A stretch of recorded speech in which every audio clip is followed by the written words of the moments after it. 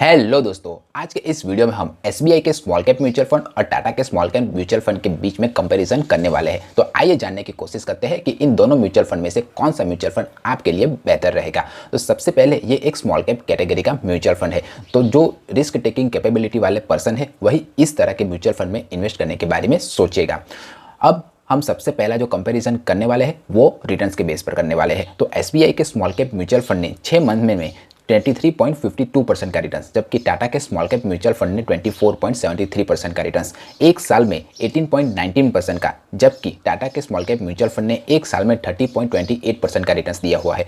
3 साल में एसबीआई के स्मॉल कैप म्यूचुअल फंड ने 35.38% का, जबकि टाटा के स्मॉल कैप म्यूचुअल फंड ने 43.17% का रिटर्न्स अपने इन्वेस्टरों को लाकर दिया हुआ है। तो इस हिसाब से देखें तो रिटर्न्स वाइज टाटा का स्मॉल कैप म्यूचुअल फंड अच्छा परफॉर्म कर रहा है। अब हम जो दूसरे कैटेगरी में चेक करते हैं कि ये म्यूचुअल फंड कितने सालों से परफॉर्म कर रहा है मार्केट में, तो एसबीआई का small cap mutual fund 10 year और 8 मंथ से परफॉर्म कर रहा है, जबकि टाटा का स्मॉल कैप म्यूचुअल फंड को आए हुए अभी 4 साल और 10 महीने ही हुए हैं। अब जो एयूएम इन दोनों म्यूचुअल फंड मैनेज कर रहे हैं, तो एसबीआई का जो म्यूचुअल फंड है वो अराउंड 20,912 करोड़ का एयूएम यानी कि एसेट अंडर मैनेजमेंट, यानी कि इतने करोड़ रुपए एसबीआई का small cap mutual fund manage कर रहा है, जबकि जो टाटा का स्मॉल कैप म्यूचुअल फंड है वो अराउंड 5,683 करोड़ रुपीस मैनेज कर रहा है।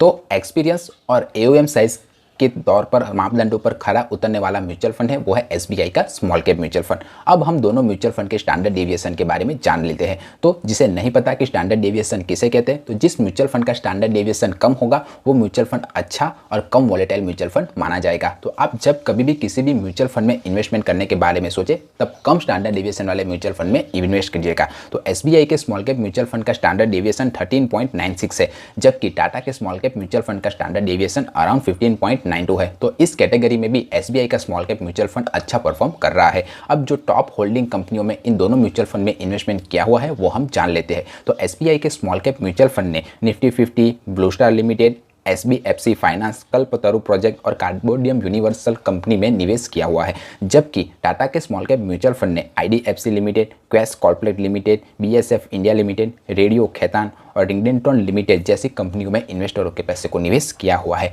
अब हम इन दोनों म्यूचुअल फंड के एक्सपांस रेशियो के बारे में जान लेते हैं। अब जिसे नहीं पता कि एक्सपांस रेशियो किसे कहते हैं, तो जो एसेट मैनेजमेंट कंपनियां होती है वो हमारे पैसे को मैनेज करने के लिए हमें से कुछ फीस चार्ज करती है और उसी फीस को वो एक्सपांस रेशियो के तौर पर हमें बताती है। तो जितना ज़्यादा एक्सपांस रेशियो होगा उतना ही कम आपको प्रॉफिट होगा। तो एसबीआई के स्मॉल कैप म्यूचुअल फंड का एक्सपांस रेशियो 0.71% है, जबकि टाटा के स्मॉल कैप म्यूचुअल फंड का एक्सपांस रेशियो 0.32 है। तो इस मापदंड में टाटा का स्मॉल कैप म्यूचुअल फंड अच्छा परफॉर्म कर रहा है। अब दोनों ही म्यूचुअल फंड का एग्जिट लोड 1% है, यानी कि अगर आप सर्टेन टाइम ऑफ पीरियड से पहले अपने निवेश किए पैसे को निकाल लेते हैं तो आपको 1% का एग्जिट लोड चार्ज देना पड़ेगा। अब ये जो दोनों म्यूचुअल फंड बेंचमार्क फॉलो करते हैं वो एसबीआई का small cap mutual fund S&P BSE 250 small cap index को फॉलो करता है, जबकि टाटा का small cap mutual fund Nifty small cap 250 index को फॉलो करता है। अगर आपने भी इन दोनों में से किसी म्यूचुअल फंड में इन्वेस्टमेंट किया हुआ है तो मुझे कमेंट करके बताइए कि ये दोनों म्यूचुअल फंड कैसा रिटर्न्स लाकर आपको दे रहे हैं। मेरे व्यूअर्स को हेल्प हो जाएगी। वीडियो इन्फॉर्मेटिव लगा है, पसंद आया है तो वीडियो को लाइक कीजिए और चैनल को सब्सक्राइब कीजिए। फाइनेंस से रिलेटेड कोई और क्वेश्चन या क्वेरी हो तब भी आप मुझे कमेंट करके पूछ सकते हो। और अगर आपका म्यूचुअल फंड का पोर्टफोलियो मुझसे रिव्यू करवाना चाहते हो या मुझसे 1-on-1 कॉल पर बात करना चाहते हो तो मुझे कमेंट बॉक्स में बताइएगा। आप ज़रूर 1-on-1 कॉल पर बात करेंगे। मिलते हैं अगले वीडियो में, तब तक के लिए बाय बाय।